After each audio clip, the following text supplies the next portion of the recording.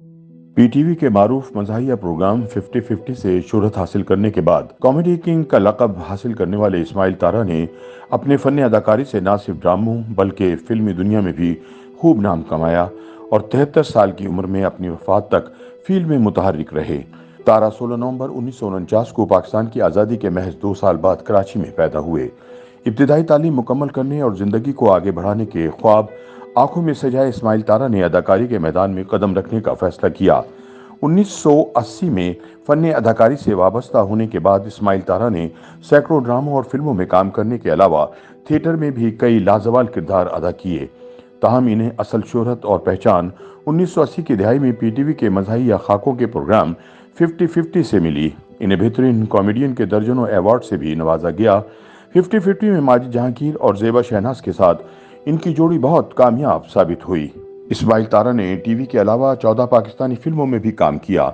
इन्हें मुसलसल 4 साल बेहतरीन मज़ाहिया अदाकारी पर पाकिस्तान का आला तरीन निगार अवार्ड हासिल करने का एजाज़ भी हासिल है। इन्हें पहला निगार अवार्ड 1993 में फिल्म हाथी मेरे साथी में लाजवाब परफॉर्मेंस पर दिया गया। दूसरा अवार्ड 1994 में फिल्म आखिरी मुजरा में बेहतरीन कॉमेडी परफॉर्मेंस पर दिया गया। 1995 में उन्होंने फिल्म मुंडा बिगड़ा जाए में जोरदार परफॉर्मेंस दी, लिहाजा इस फिल्म पर भी इस्माइल तारा निगार अवार्ड के हकदार करार पाए। इसके बाद 1996 में रिलीज होने वाली फिल्म चीफ साहब में तारा ने ऐसे कहे बखेरे कि एक मरतबा फिर इनको निगार अवार्ड का हकदार करार दिया गया। इस्माइल तारा ने टीवी के लिए 1964 में ही काम शुरू कर दिया था, लेकिन इन्हें असल शोहरत 1980 से मिलना शुरू हुई। इस्माइल तारा ने हाथी मेरे साथी नामी फिल्म में लोगों के चेहरे पर ऐसी मुस्कुराहट बखेरी कि वो हर फिल्म साज की पहली चॉइस बन गए। इसके बाद एक इनको फिल्मों में कास्ट किया जाने लगा। 1993 में फिल्म हाथी मेरे साथी रिलीज हुई। 1994 में आखिरी मुजरा की नुमाइश हुई। 1995 में मुंडा बिगड़ा जाए रिलीज हुई। 1996 में फिल्म चीफ साहब आई। 1997 में हम किसी से कम नहीं रिलीज हुई। इसके बाद 1998 में जान जान पाकिस्तान, राजू, दीवारें, कभी हाँ कभी ना नामी फिल्में रिलीज हुई। 1999 में मुझे जीने दो, 2000 में मुझे चांद चाहिए, 2002 में ये दिल आपका हुआ, 2008 में खुले आसमान के नीचे, 2013 में मैं हूं शाहिद आफरीदी, 2015 में जवानी फिर नहीं आनी और हल्ला गुल्ला नामी फिल्में चली। फिर साल 2016 में सवाल 700 करोड़ डॉलर का नामी फिल्म आई। 2018 में इस्माइल तारा के रिलीज होने वाली फिल्मों में जैकपॉट और दी डोंकी किंग शामिल थीं, जबकि 2019 में film Ready Steady No release हुई।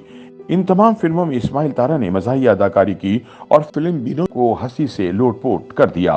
तारा ने फिल्मों के अलावा टीवी ड्रामों में भी अपनी सलाहियतों का जादू खूब जगाया। 1980 में इनका ड्रामा 50-50 रिलीज हुआ। इसी तरह 1987 में घरामा, 2005 में रबड़ बैंड, 2008 में ये जिंदगी है और नादानियां रिलीज हुई।